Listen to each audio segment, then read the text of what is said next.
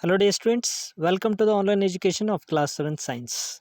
Dear students, in the previous class I was discussing regarding the exercise part of the lesson, transportation in animals and plants.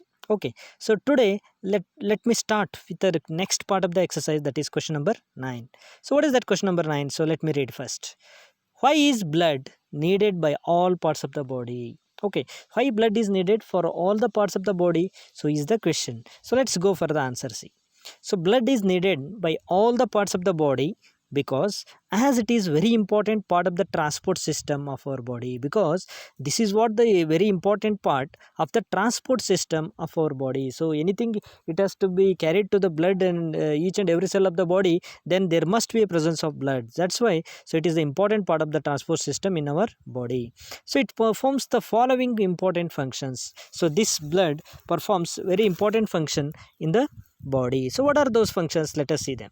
Okay, first one, so it transports oxygen from lungs to all the body cells. Okay, the first function is to transport the oxygen from lungs to all the parts of the body, and means to send the oxygen gas from lungs to all the cells of the body. This is very important. Second one, second function is to carry the carbon dioxide, which is a waste product, from back to the lungs so that it can be exhaled easily. Okay, whatever the waste product that is called as carbon dioxide, which is a waste product. Okay, so this waste product, carbon dioxide gas, okay, so which can be brought back to the lungs. Okay, so this waste product back to the lungs so that it can be exhaled easily. So again, carbon dioxide is carried back to the lungs again so that it can be exhaled, okay, out of our nose easily. Third function, it transmits heat, thus regulating the body temperature. Means,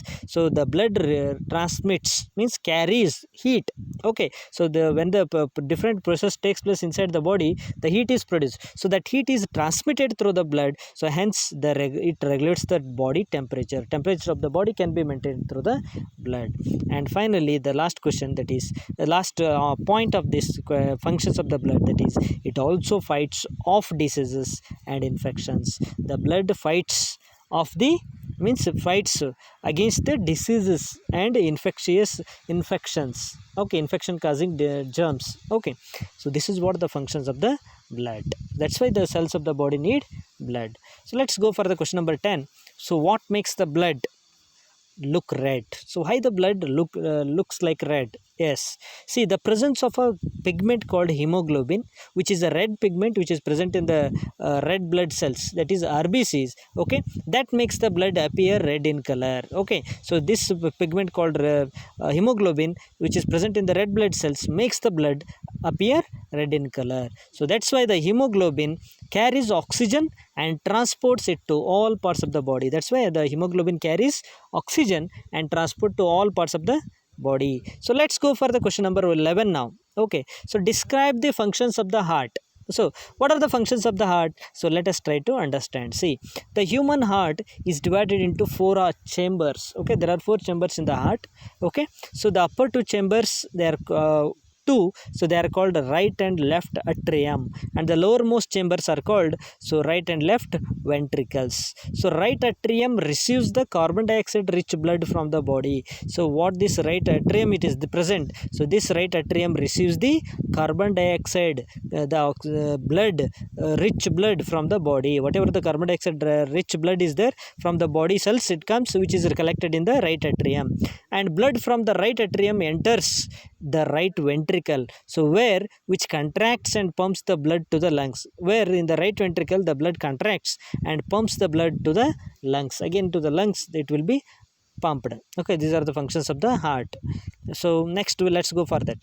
So flow of blood in the human heart. So how the blood flows in the human heart, let us try to understand that.